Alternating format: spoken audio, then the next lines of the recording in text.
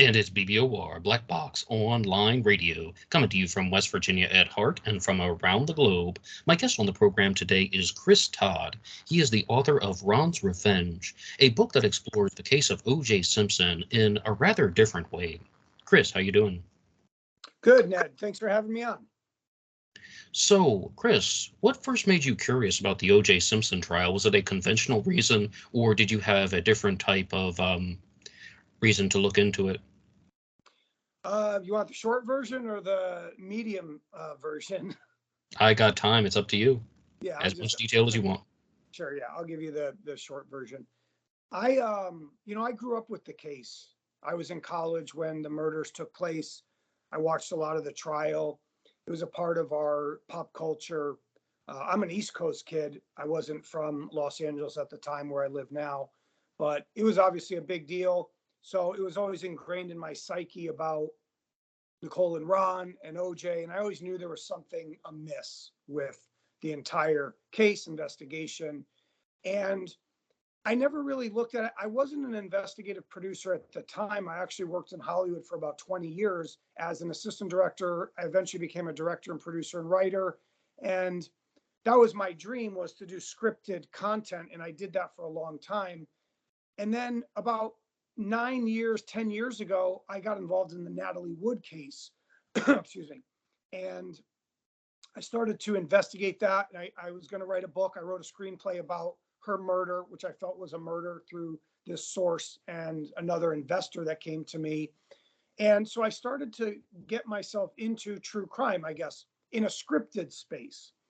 And I found somewhat of a passion as I went for solving the puzzles or, going on a clue hunt. And it was fun. It's almost like an Indiana Jones type thing. And I think a lot of us have this fascination, not only with death, but also to know the truth, having a right to know and a need to know the truth. And so that kind of interested me. And about a couple of years after that, I was working on another project, Aaron Hernandez. And then I met a producer in Hollywood, and I had known him previously, but I really never sat with him about anything. We talked a couple of times on the phone. And then I finally sat with him and he goes, I have this O.J. Simpson project coming down the pike. And I didn't really know what he meant. And he said, I'm going to do this movie about O.J. and June 12th. They've never done a project about the murders. And I'm like, well, do you have the rights to O.J. Simpson? And he's like, no, I don't. I don't need them. And I'm like, okay, because no one's ever made a movie about O.J. Simpson, really, because you'd have to have sort of his rights package to tell his story, unless you went off public domain. And there's other ways to do it in Hollywood to use people's stories without rights. But he kind of rolled his eyes, and I was kind of curious, like, what do you want to do? I don't want to do anything about OJ, these grisly murders. They've told this story 1,000 times. Unless you have OJ, I'm not really interested. About 9 months goes by, and I always had this uneasy feeling about it. And he kept in contact with me, and he was kind of cryptic about, well, I have new information. I have somebody else that knows more about the murders in the case. I don't need OJ still. And it kind of dawned on me, and I tell this story in some other interviews. Just one night, late at night, I was out with some friends, and I was trying to do a deal with somebody, and it just hit me like an epiphany. I knew there was something there. And I texted him at 1 a.m. and I said, I want to do this project with you. I want to do it. And he didn't really know what I was talking about. It was out of the blue, kind of. And he's like, why are you writing me? And he started to figure out, and he said, come in Monday morning, 8 a.m. to my office. And that's how it began. Now, I have a very direct two-part question. Number one, what is the OJ Truther movement? And number two, do you belong to it? When you say OJ Truth movement, what do you mean exactly? Well, I wanted to know what it would mean to you. I can share what it means to me, and that is that it's a spectrum of observations that people have made about the O.J. Simpson case. The most extreme version would be that O.J. Simpson was found not guilty, and he was rightly found not guilty, that he didn't commit the murders of Nicole Brown Simpson and Ronald Goldman, and he didn't have anything to do with it. Then there's a slightly less extreme version. Okay, he had something to do with the murders. He might have even participated in the murders, but he wasn't the only killer. Then there's the kind of middle ground where he had some planning involved. Maybe he knew the serial killer, Glenn Rogers, even less, that he was at the crime scene, but not because he committed a murder, not because he killed anyone, because he was destroying evidence to cover up for people. And then there is a even smaller segment, or more middle ground segment, of people who think that there was just somebody else involved, that OJ had maybe a secret accomplice. And we've talked about this in the past, so we know where we both stand. But would you say that's a fair assessment of the OJ truther movement? I think that's perfect. The way you said it, I heard 4 different things, and I think there could be 20, because you're absolutely right. Some people think OJ didn't do it. Some people think he had help. Some people think he was framed by the LAPD. Some people think he was there but didn't commit the murders. Absolutely. And when you talk about these people, you're talking about Norman Pardo. You're talking about Mario Natrini. There's other guys that they believe OJ didn't do it, that he was there. That's his shoe print, the size 12 Bruno Mali, but he didn't commit the murders. Glenn Rogers did it. This is that camp. Okay. I call them OJ conspiracy guys. Okay. Fair enough. So now the OJ is innocent people. A lot of those people were African American. And that was kind of that movement of the cheering and the screaming afterwards. Yes, there is a massive, probably millions of people that think OJ didn't do it. They hated the LAPD. They hated Mark Furman. They heard his tapes, the awful things he said. So there was a lot of evidence of planting blood, the glove, and we'll get into that. So, but I think I'm in my own unique space because I know the accomplice personally. And that, look, would I have figured this out on my own? Maybe. If I read OJ's book, chapter 6, and he talked about a guy named Charlie, if I watched OJ's Judith Regan interview and he said Charlie brought the knife and Charlie followed this guy in, would I have figured out who Charlie Ehrlich was? Possibly. But to be in reality, I was introduced to him. I was introduced to his screenplay, his transcript, and his tape. And from there, he was cryptic about how he talked about it. So the real, I'm not going to say genius, or the real work I had to put in was to prove he murdered Ron Goldman with O.J. Simpson. Right, though. I still didn't get an exact answer, though. Do you identify as part of the OJ Truth movement? Yes. I do too, because after looking at the evidence, a lot of the same points that you talked about, it really became apparent to me that there was an accomplice involved to a certain extent. Not only did OJ talk about this on national television, but I mean, it's written in a book, as you said, but also just looking at the physical evidence, is particularly around Ron Goldman and the crime scene, all of that suggested to me that somebody else was there to a certain capacity. And but we want to hear from you, though, so I would like you to continue with your journey into the OJ Truth movement. Sure. So after I didn't believe it at first. It took me about 2 years to believe Charlie. And he didn't want to say too much. He always would reference, oh, the screenplay, the tape. They wouldn't let me hear all the tape. Okay. So I noticed over time how cryptic this was becoming, and it started to bother me, right? Because they wanted me to introduce them to studio executives and get money and financing and distribute. And I did. I brought them Sony Pictures, a top guy at Sony Pictures. And they had a deal, and they tried to cut me out of the deal. And they didn't let me go to the meeting. And then they wouldn't let me hear the rest of the tape. I was like, what's going on? I'm like, you're not going to use me. I told them straight up, you're not going to do this. You're not going to snake me. So I went off on my own. Okay. And through another source, I began to leak evidence. I began to leak his confession to the media, and I was blocked. I was silenced for 2 years. All the mainstream media outlets would not report it. They didn't even look into it. Okay. Our media is a fraud, and our media, our journalism community in LA is a fraud, and people know that. We know a famous person talks about the media is fake news, and for that person in that high up of a position to say that, that tells you something. And I noticed they were censoring me, they were blocking me, and it kind of gave me more inspiration. Oh, this isn't just about the murders of Ron and Nicole. This isn't about the cover-ups. This isn't about LAPD. It's about our media. This is about them blocking this story from the public, and that I have a problem with. So that's really the journey I'm on now is, and I have a couple of reporters I'm still talking to, and oh, we don't want to do the media angle. I don't care. If you won't tell the story of how I was censored and blocked, I'm not doing it with you. So I just want to make that real clear. This censorship angle is a very important aspect because look, when you go up to people and say, OJ had an accomplice, they don't believe you. No, Okay? they don't. They don't. And if you say his name's Charlie Ehrlich and he was a mafia coke smuggler with the Genovese crime family, they have no idea who that is. And he worked for Joey Ippolito. I don't know who Joey Ippolito was. Well, it doesn't mean it's not true because you don't know who these people are. And if you do a little bit of homework, read chapter 6, watch Judith Regan interview, watch OJ's, all of his interviews. He cryptically tells you there's an accomplice. And that's why OJ can also say he didn't do it because he has a subconscious scapegoat. In his head, he can convince himself Charlie did it. Charlie made me do it. And that's a very convenient aspect and element for him. And I believe that's why OJ is able to confidently say, I didn't do it, had nothing to do with it. He told Sacha Baron Cohen, didn't do it. I'm not the killer. He told Chris Myers, didn't do it. Told Ross Becker, I didn't do it. Okay, Ed Gordon, you can go watch all these interviews.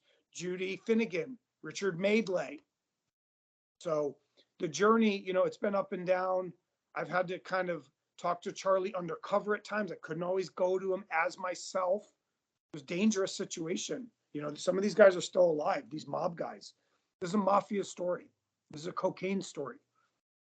And so a lot of that we can get into too, but it just gets really wild. The more you peel back the layers, you start to see more. Okay. And there's some evidence that there's a third assailant with Charlie and OJ. I don't want to talk too much about that. That's been a super hiccup for us was there someone else with them? It is possible. There's a bloody boot heel print. It's called evidence K. There is another shoe print there in blood. Charlie's is a 10.5 size parallel line print. That's what Dr. Henry Lee calls it, the PLP, parallel line print, 10.5. OJ's a 12. And OJ had a Z shape, Bruno Mali. So we'll get into the details, but I just want to lay out that journey as this has been hard. This is hard to convince people. It's hard to get people to look at it. They're scared. And it's a part of our pop culture that when you're gonna shift these people's paradigm, I think that makes people nervous too. Okay, though, but you've written a book called Ron's Revenge where you go into a lot of these subjects. I've read it and I've done a book discussion about it here on the channel. People can listen to that. You can also hit the like button and subscribe if you want to follow along with these discussions. But you don't have to give away everything right now. However, I would like to ask you the question, though. What exact movements and steps did Charlie take to help facilitate the murder of Ron Goldman? So on the night of the murders on June 12th, 1994, it's Sunday night at about 10:10 p.m., Charlie Ehrlich shows up at Rockingham demanding money on a cocaine extortion by Joey Ippolito. Joey was very good friends with OJ and AC Cowlings, Al Cowlings. They were dealing cocaine. Okay. They were dealing drugs. They were using drugs. It's well known that OJ and AC both were massive cocaine users. Okay.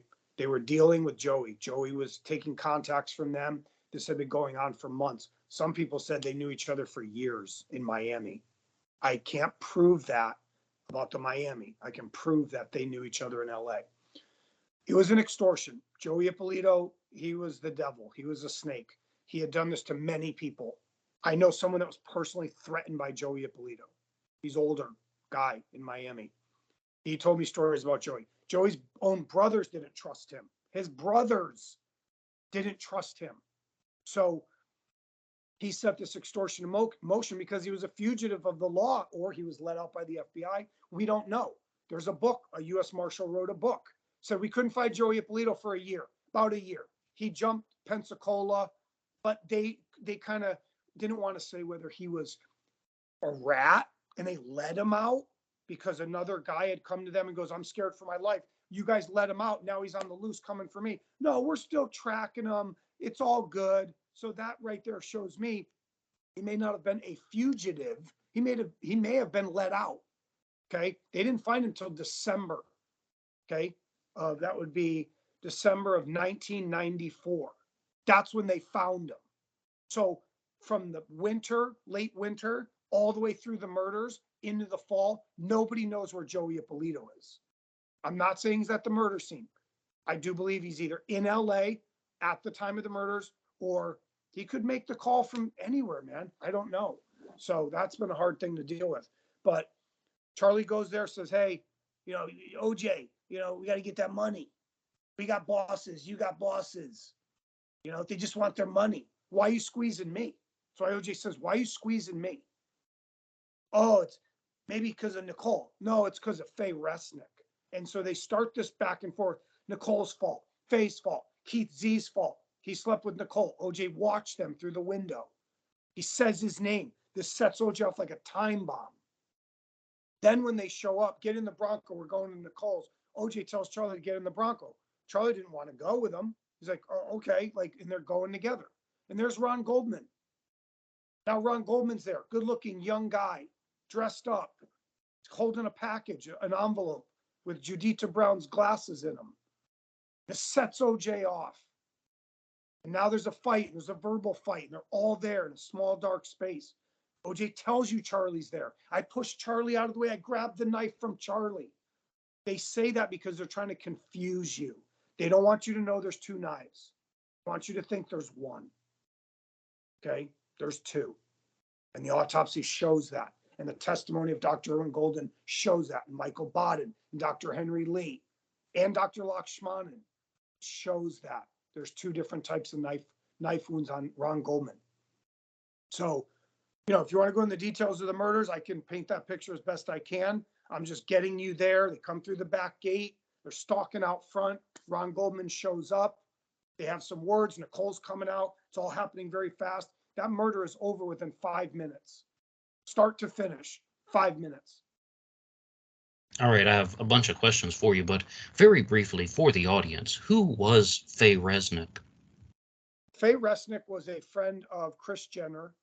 She was a friend of Nicole Brown Simpson. She hadn't known Nicole that long. She was introduced to her years ago, but they really didn't become friends till the divorce was happening, like in that window. They kind of were best friends for a year and a half, okay? And Faye wrote a book about Nicole during the trial, which I think she used to prevent her from testifying. They could have pulled her in. Nobody did. She was a cocaine user. Somebody died, was murdered, that was close to her in San Francisco years before. She fled from there. When Nicole got killed, she fled to Vermont and wrote a book with Mike Walker, I think that's his name, from Dove Books. Sometimes there's two Mikes, these tabloid journalists. And she writes a book, A Life Interrupted, okay? And that caused a big ordeal. And she talks about this encounter with Nicole and all these things about OJ and Marcus Allen. And so Faye Resnick was a kind of a socialite, knew very famous people, and was very close to Nicole. And she, I'm not going to blame her for the murders. Was she using drugs? Yes. Did she know Joey Ippolito? Well, the family of Joey Ippolito gave permission to say that Faye Resnick blew cocaine with Joey Ippolito. Is that true? We'd have to ask Faye Resnick herself. Okay, but a very important question is going to be, you interviewed Charlie, you said, or you've had communications with him. Does that step-by-step scenario that you just shared with me happen in your conversations, or is this just something that you put together using your own own abilities. Did Charlie tell you all of that word by word? Charlie wrote a screenplay with my former boss.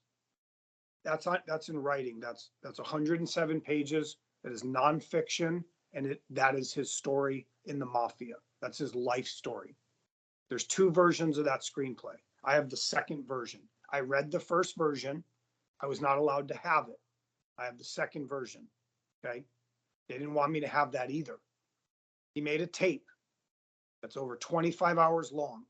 Talks about his life in the mafia. Talks about June 12th. I don't know too much about June 12th. They won't let me hear it. I've heard parts of the tape about OJ, about Charlie, their relationship. They hide the June 12th stuff. He wrote a manuscript. There's other notes that go with his story that I've seen. That's all you get.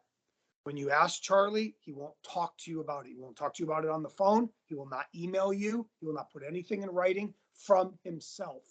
He uses my former boss, who's a producer. He uses him as his voice box. Okay. So everything goes through the script, the tape, the manuscript, the notes, and my former boss. Does that kind of make sense? It's never going to come out of Charlie's mouth, ever. And does Charlie plan on doing something with this screenplay at a future date, like after OJ's dead or something, or what? I mean, if OJ dies, if Charlie dies, the rights of the screenplay and the tape are actually with my former boss. They're actually not with Charlie. Wow. So what's the plan? Well, we tried to take it. We tried to make a movie. Didn't happen. They asked for too much money. They're too cryptic. They don't play the tape for producers. They walk into meetings. They don't play it for you. They ask you for $5 million. If I hit play on this tape, you owe me $5 million. Whoa, we need to hear the tape. They do this Hollywood bullshit dance. I call it the Hollywood shuffle, where Hollywood's trying to steal it from them. They're trying to get a bunch of money from Hollywood. They can't see eye to eye. I dealt with this for years. I know exactly how they think. Okay. They want to steal your story. They don't want to pay you anything. They'll give you back end. We'll do a back end deal and you'll get famous and all this bullshit. So I don't think the movie will ever be made. I truly don't. And that's why I've come forward. That's why I'm whistleblowing. That's why my other source leaked stuff to Miami, to the reporters, because nobody in LA had the balls to do it. So I don't think it'll ever happen. I don't think you're ever going to see a movie that shows Ron Goldman and Nicole get murdered by Charlie and OJ. Okay, though, but a lot of people out there still believe in a single perpetrator, or they think that a single person killed Ron and Nicole, and they have this conventional understanding of the events. Let's talk about what happened after the murders in the minds of the general public. Sure. OJ pulls off his bloody clothes, he's down to his boxers, hops into the Bronco, and then he drives on a relatively not I was about to say relatively straight path. Let's say an uninterrupted path from Bundy to his Rockingham estate, and then he's kind of fumbling around in his yard, and that's when Kato Kalin hears the famous 3 thumping noises, and then OJ changes his clothes. Then he knocks on Kato Kalin's door and asks him to go to McDonald's with him so he has an alibi. No, firstly I was taking a nap and then I chipped some golf balls in the backyard. Then I went to McDonald's, so he's making up these stories while he's at home. Then OJ gets on a plane, gets a red eye to Chicago, and the rest is history. What is wrong? Like, what's going on? How does Charlie complicate the general public's understanding of this? Sure. Yep. And you're absolutely right. That you described that in detail perfectly. And now here's where I fill in the Charlie parts. Charlie and OJ go to Nicole's together in the Bronco. Okay. They go through the back gate together. That's why there's 2 sets of bloody shoe prints. That's why there's Charlie Ehrlich's hat in the Bronco. Whose hat is that? Evidence 27. There's 2 root hairs in it. I have it in writing from LAPD documents. Why has that never been tested properly? Did they not have the ability to test it against Ehrlich? Did they cover that up? Did they not have his genetic profile? Because this is 1994 and he's been arrested in the 80s more and 70s. I don't know. Now they go there, commit the murders together. They leave in the Bronco together. Charlie's holding OJ's clothes and the knives in his lap. That's why there's blood on the passenger seat, on the headrest, on the back, on the bottom, on the console, passenger side. There's a partial bloody shoe print on the passenger side. Why is all this blood on the passenger side? There's blood on the passenger door, external. And Marcia Clark tried to say, "Oh, he climbed over the passenger." Why does That's why what I was does he about need to to? say. Why is he climbing over the passenger seat? Well, Why? what they You see put what I'm saying? forward is he's in a rush and he just kind of grabbed the door because that was on the closest side. And exactly what I was going to say, plops down in the passenger seat, his arm presses against the console, hops over the console and into the. Well, You why would see, he go I've heard through the this so many times. passenger You know door? this, right? Why What? would go? Why would you go through the passenger door? If it were either closest or a But hurried you decision. you see my point though, right? So Of let me. course, of Yeah. course. As I told you, I'm mostly kind of more in line with that. But you Oh asked yeah. a question about what the prosecution puts forward, and I mean, this is the narrative that's been shared. Yeah. No, it's fine. And yeah. So Charlie's holding the stuff, and he admits to this. He admits to this on his tape. He admits to ridding evidence. He won't admit to murdering someone. He admits to ridding evidence. He admits he's there on tape. Okay. So he's holding all the stuff. They drive back. They go up Bristol Street. They don't go up Rockingham. They can't. The limo's there. They know it's there. They go up Bristol. They hide by the Watts residence or the Von Watts. Everybody keeps getting these families' name wrong. It's the neighbor that OJ shared the tennis court near. Okay. I have their statement from her. There's a small fence that's 4 feet tall. That's the fence he jumps, was to let cars in and out on Ashford. It's changed now. He could jump 4 feet. OJ gets out of the Bronco, tells Charlie, like he says in his book, you need to get rid of this stuff forever. I'm getting on that plane. OJ jumps out. Charlie's in the Bronco by himself on Bristol Street. OJ runs through the back, through the two tennis courts, comes around the back, thumps on Cato's wall, come out and help me. Not an earthquake. Not running into the air conditioner. That's a ruse. That's a ruse by Cato. That's a ruse by OJ. I'm going to get into that after. OJ comes in, comes around the back. Cato sees him. They both go walk to the gate. OJ cuts behind him, goes into the house. Cato waves to the guy at the Allen Park, doesn't let him in. Allen Park's like, let me in. Like, what are you doing? Like, he's just waving at him. It's all a setup. He's waiting for OJ to get in the house to call down to Allen Park. Okay. So now OJ cleans up quickly, showers, leaves some blood residue in the sink and in the shower. That's actually in there. And they lied about saying there was no evidence. There was. There's blood drops in the foyer. There's blood drops in the driveway as he's walking up and down the driveway, going to the Bentley, milling around. Maybe he's looking for Ehrlich. Where's the Bronco? It's not there. OJ leaves in the limo with Allen Park at about 11:15, 11:20, somewhere in there. And where's the Bronco? Charlie still has it. Whether Charlie pulls it up, I can't give you the exact time. It's either he pulls it up at 11:20, 25, or he waits even longer, pulls it up at 11:45 and sees Cato Kalin out front. Or does he see Cato right after the limo drives away? I don't know. We have conflicting reports from sources that know Cato. And Cato's confessed to this. He's told people this. He's a snake. He's a fraud. And so now Ehrlich pulls the Bronco. He parks it on Rockingham, a little askew. That's why Dan Natter talks about, and everyone says, oh, the butt's kind of sticking out. OJ, was that kind of weird? No, it's just where I always park it. That's not where OJ always parks it. He parks it on Ashford. That's testified by Cato. So why is the Bronco at Rockingham? Because Charlie parks it, not OJ. And that's why Allen Park never saw the Bronco before, during, or after. And then Charlie has his own car because he drove his own car to Rockingham, takes all that bloody evidence, and he burns it. He gets rid of it. It's destroyed forever.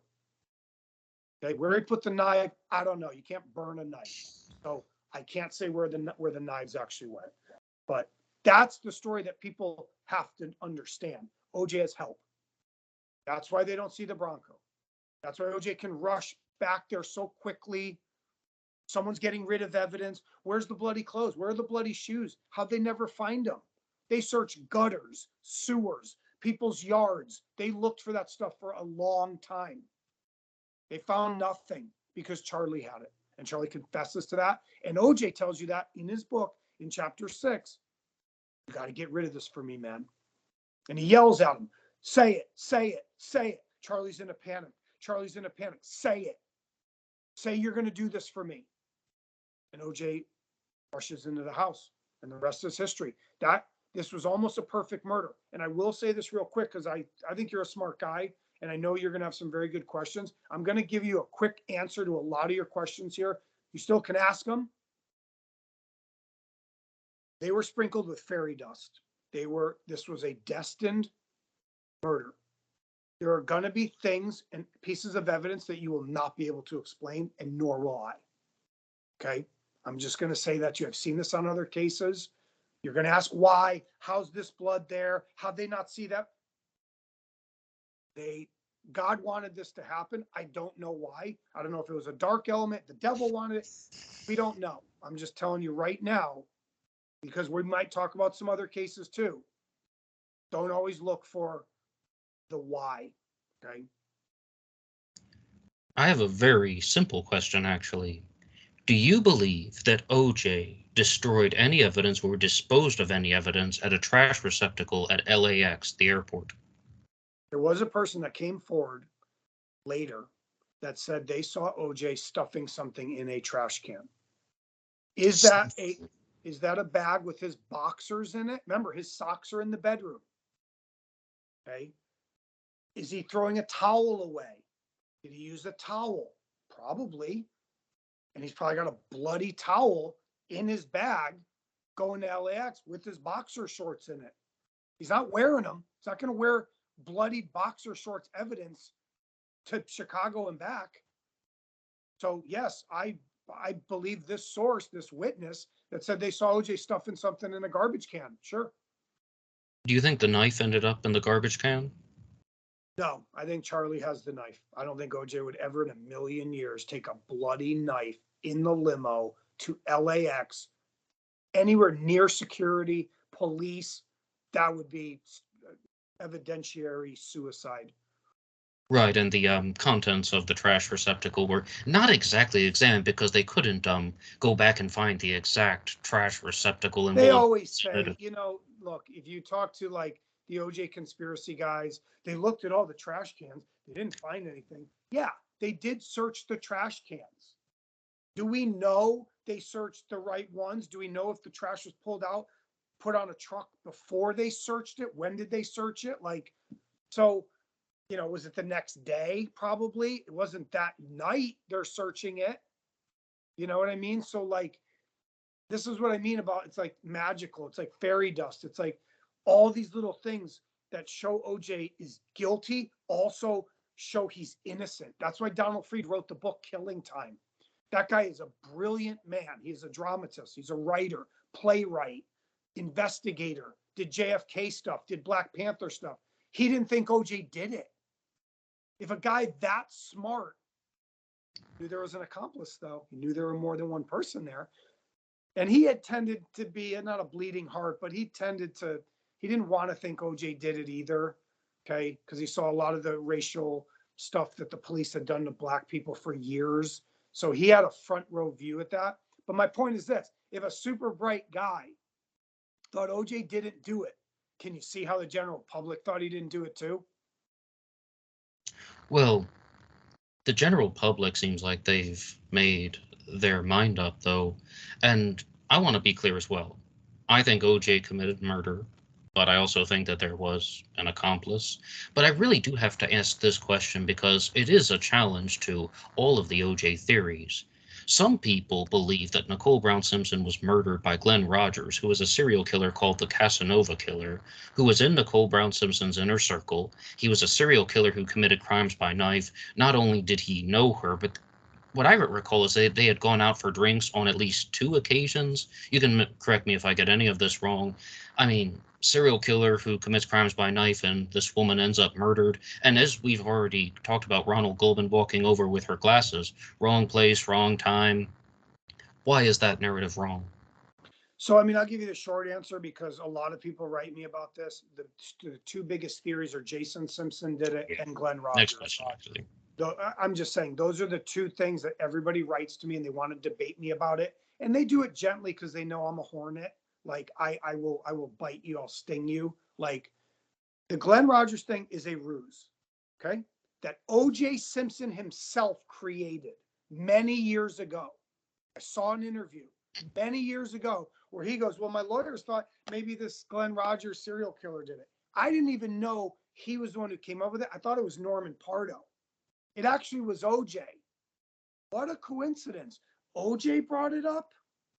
OJ brought up the Brett Cantor murder, and OJ brought up Michael Nigg. Well, those sure do benefit OJ Simpson, don't they? To say somebody else did it. Now, here's the Glenn Rogers proof. Glenn Rogers killed a woman in LA in 95, not 94. There are no photos of Glenn Rogers with Nicole. There are no photos of Glenn Rogers in LA in 1994. Show me one. Show me. And anyone that wants to write me, they have my email, investigatorla19@gmail.com. Show me one. Show me proof Glenn knew Nicole. You can't. So you dispute the whole narrative. It's a farce.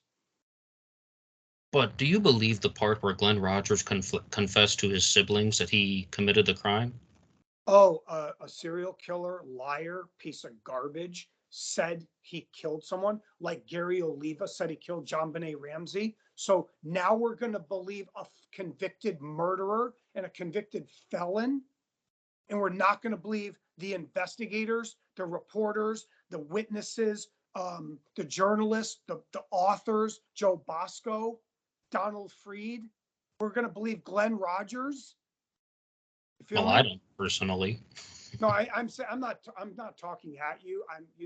Yes, these happen all the time. I get these questions too, more in the past, but I've Sure. definitely been approached by these things. Now, the Jason Simpson murder theory that you talked about is one that has been mostly promulgated by William C. Deere. I'm not even sure where he stands on this. I've invited him to come on the show to talk about it because, he had a very big examination of his theory on national television as well, Sure. and he took a big pounding, so to speak. But some people believe that Nicole Brown Simpson and Ronald Goldman were actually killed by O.J. Simpson's oldest son, Jason Simpson, and there's a very long story and build up as to why. Why is that wrong? Jason was at work. Okay, there's proof that he was at work till about, I believe it was midnight. Even if they try to say he's out at 11, whatever. Bill Deere is a snake oil salesman. I know him personally. I dealt with him. I tried to bring him Ehrlich's story. Oh, I didn't see anything that makes any sense. Yeah, because you're a fraud. You're a snake oil salesman. Of course you can't see it because you don't want to see it, Bill. And I met Derek Lavoisier, and I know Chris Mahandi, and I met Jimmy Fox. They're the ones who made that show, OJ is Innocent, with Martin Sheen. Do some homework first, Martin Sheen, before you start putting your name. I went to his people. He ran like a child. Okay? They went to him and said, do you want to do a follow-up? Do you guys want to do a follow-up? They went to Kevin Bennett at Discovery ID. I'll call him out. He's a fraud. Kevin Bennett, you're a fraud. We went to these people with the real story. Call us a bunch of names, called us crazy. You guys are a fraud, okay? And they put on this guy, Michael, whatever, the PI, Michael Martin. He's a fraud. Oh, I was at the murder scene. I saw Jason Simpson. Oh, really? You were at the murder scene? And you only came forward now, 30 years later? Okay. So they're all liars, man. And look, you have to understand what people like Bill Deere and Norman Pardo want to do. They want to make money off of their own theory. And they know OJ can never be tried again. They're OJ lovers too. They worship OJ. And they want to write their own books. But William Deere's book is well written. It's garbage. It's a bunch of nonsense. Okay. And I know he was obsessed with the case. I get it. He jumped the fence and he was there 2 weeks after and he saw blood still there. I get it. That's cool. That's your journey. And there wasn't blood on the gas pedal and the brake. Yeah, because OJ's not wearing shoes. Bill, that's why. I told you that. That's why. Oh, no, there's no gas pedal. There's no blood on the gas pedal and brake. Well, okay. Well, then why does that say Jason Simpson? You see what I'm saying? Like, so, oh, and he pulls a knife out of a storage locker. I don't even believe he went to Jason's locker. The knife is way too thick. It's way too big. All the wounds are like 5/8 of an inch, 7/8 of an inch, 1 inch. That knife is huge. It's not These even are the all right my type of questions for knife. Bill Deere too, by the way. If I could get him on the show, you're asking all of my questions for Yeah. me. Thanks, by the way. Yeah. But what Chris is talking about when he says that Jason Simpson was at work, William C. Deere was saying that Jason Simpson forged his time card on the night of the murders. It was the only night that week when he wrote it in by hand and all the other ones are printed. But Bill Deere made the assumption that it was a weekly time card, not a bi-weekly time card. So his timeline was completely off. And that's what Chris is talking about when he said, like, to quote him, the evidence is garbage. I mean, you're talking about Chris Mahandi? well, no, like You're Jason saying Simpson's Chris. time You're card. saying Chris. Yeah, but you're saying my name. Chris said, I don't deal with Jason Simpson. Who you mean? Bill said. But you said Bill Deere's evidence was garbage. Yes. Yeah, that's what I said. Chris said, I was using Yeah. your words, that Bill Deere's evidence was garbage because he misunderstood the timeline in Jason Simpson's work history. Yeah, I don't know too much about the time card. I know they talk about it and it's handwritten and it says 1040. I don't know if Bill Deere wrote that. I don't know who wrote the time card. I don't know, like, if that time card's even real. Like, and I know Derek brings it up, and Chris, they're suspect of it entirely too. Even at the end of the show, if you watch the end, they don't believe Bill Deere. They don't. They tell him, we're not buying it. I don't think they say Charlie's name 25 times too, which is comical to me. They keep saying Charlie. They ask Cato, do you know about a Charlie? No. They ask Pablo Fengeves, do you know about Charlie? No. I said, let's call this guy Charlie. OJ told you to say Charlie. Pablo, I talked to you on the phone. You told me that. They all lie. That's what I'm saying. Like, they're all trying to make this fit their own unique thing. OJ didn't do it. Let's go sell some books, some mugs, and some T-shirts, and go to CrimeCon and sign some autographs. And when he says Pablo, he's talking about Pablo Fengeves, who was the more or less ghostwriter of the If I Did It book. I'm really surprised he would deny anything involvement with Charlie because he doesn't know Charlie. He doesn't know Charlie exists. That's why OJ's brilliant. He's not going to tell him his name. He just says Charlie. He doesn't say Charlie Ehrlich. Well, I couldn't have done this alone. Now, Pablo does say that to Derek Lavoisier. He says it to him. It's on tape. OJ said to me, I couldn't have done this alone. And Pablo's like, I was taken aback. Right. See, and OJ's going to keep you on a seesaw. You're not going to know if he's telling the truth or he's lying. That's his brilliance. But I'll tell you this, man, when you know a secret, you can toy with people. You can make them think there's an accomplice, then you could retract it. OJ never even references his book anymore, if you notice that. He pretends like he does not talk about If I Did It. He never admits that he even wrote that book anymore because it's like the interview was shelved for 12 years. So there's a lot of, like I said, fairy dust. There's a lot of fate. This opened the door for people like Bill Deere, people like Norman Pardo's brother and Anthony Mioli, who was actually one of the guys. I talked to Anthony Mioli, super rude guy, super asshole. And Norman's an asshole. They want to debate me anytime. Come on and debate me. You won't because you're cowards. And they're OJ lovers. That's it, So I put out the challenge many times. Now, I do have a final question for you, and that does relate to Charlie, because after the Judith Regan interview, Charlie received some nationwide exposure. OJ's talking all about how Charlie is this accomplice.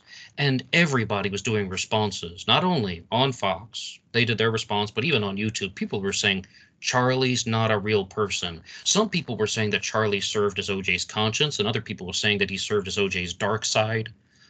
What is your response to that?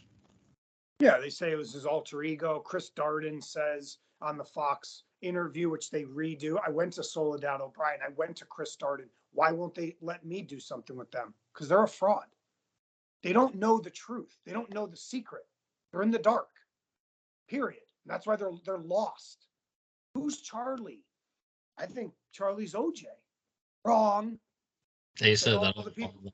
then all the people go, oh, Charlie is the alter ego. He's using Charlie to tell the story in that much detail. OJ's not, he's not like some actor guy, thespian from London. Okay. He's not that. He's not able to go into these monologues about like in detail what Charlie would have done. He doesn't say Charlie, says I did this. We did this. We went through the back gate. Charlie showed up. Charlie followed this guy in. And then Charlie's standing there between me and Ron.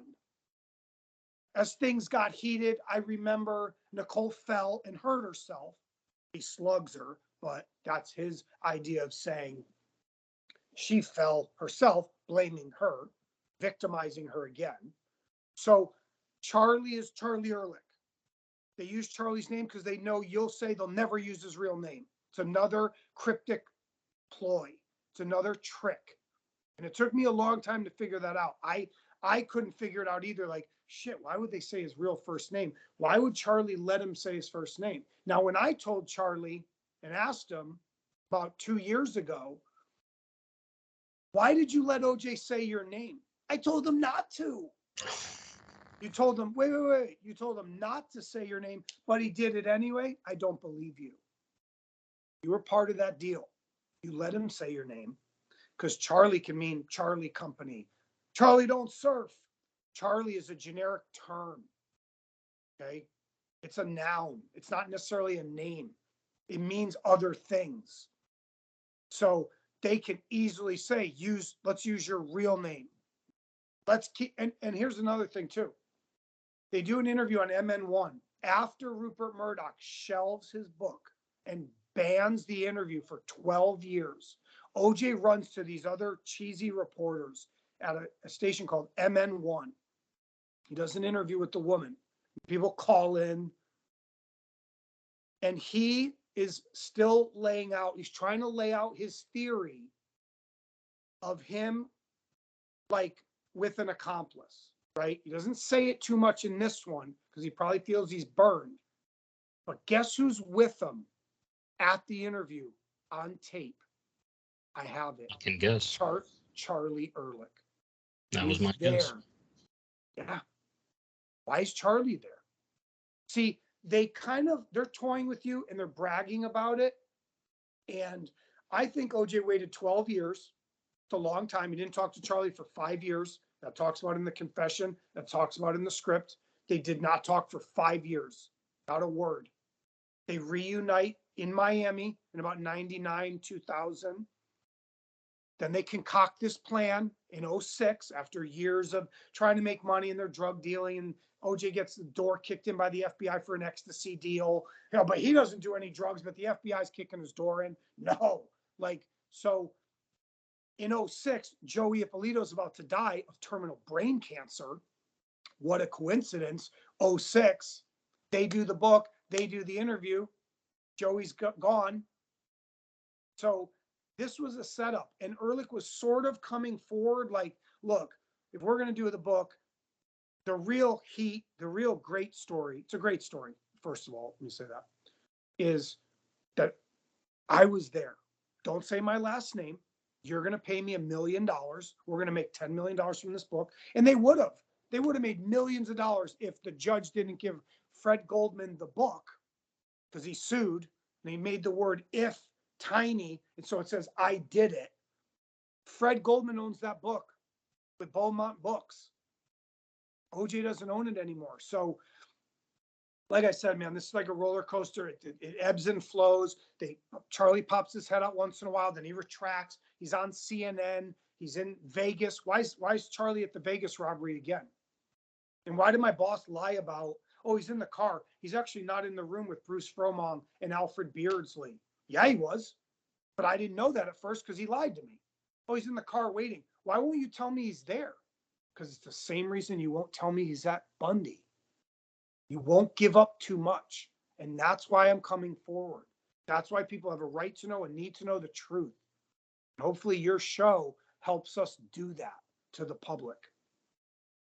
And to add some things in, just my own personal take on the Mhm. subject, the reason why I thought Charlie was a real person and not just the conscience or the dark side or the alter ego was, number one, he's written and described as a real person. He's discussed as a real person. I mean, very specific things. Charlie came to my house, and then Charlie's holding the knife, and I took the knife from Charlie.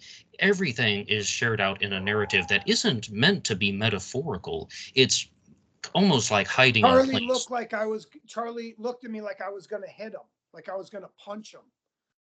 See, so I'll let you finish your thought, but I'm just quickly No, I'm saying done. that OJ's not that actor thespian guy.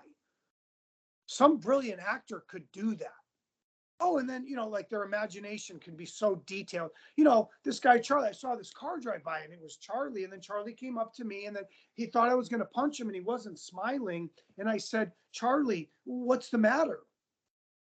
And this is what a lot of people, if you really read the comments from OJ on FX, American Crime Story, all the real hardcore OJ fans that kind of have half a brain, they all know. And I had a private investigator also. You can, when you Google my name, you'll see his report. They all talk about that. This is not an alter ego. There's too much detail. He's taking it too far. He's really telling you there's someone else there. Okay? And you can see it when you take that wall down or use that Rosetta Stone. Now go read chapter 6. That's what I tell people too. After you watch one of my interviews, after you meet me or talk to me, go read chapter 6 again. Go watch Judith Regan again. Now you'll see it. You need to take that veil down first. And also, I would encourage everybody to just look at the forensic evidence from documentaries. I was suspicious of the accomplice for a long time for a lot of the reasons that Chris has talked about in this interview. It comes up from time to time in the documentary about just how there's this unexplained moment where it's almost as if a second person were there, but they're just saying there was one person. You will find this stuff all the time. So I was very suspicious. And then once I learned about the Charlie story, narrative, possibility, theory, then it provided a lot more details. Not to mention, as we said, it is something that you are definitely meant to believe and accept as a real person, not a metaphor or a side of his personality.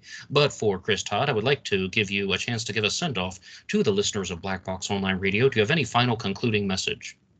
Yeah, sure. Dr. Henry Lee, in his testimony, said must be some kind of superhero. And what he meant by that was to kill two people, two grown adults, two athletic people, 7 feet from a sidewalk with a door open. No one hears a scream. They hear Ron yell, hey, hey, hey, that supposedly only Robert Hydra heard. Okay. What he's saying is it's not plausible for one person to murder these two people that quickly, that quietly, rid all the evidence, race back to the house, not be seen by the limo driver who's at the Ashford gate, physically looking through his car limo into the property. The timeline doesn't fit what Marcia Clark said, the murder starting at 10:20 p.m. None of that matches to the witnesses, the blind date, Denise Pilnack, the neighbor. So what my point is use common sense. Use Occam's razor. The simplest explanation is usually correct. No person could do all that by themselves. Okay. And to your listeners, to your fans, I encourage you to do your own research. My door is always open. You have my email. You can Google my name. My email will pop up too. You can find me in other ways online. I encourage it. Don't come to me with crazy theories.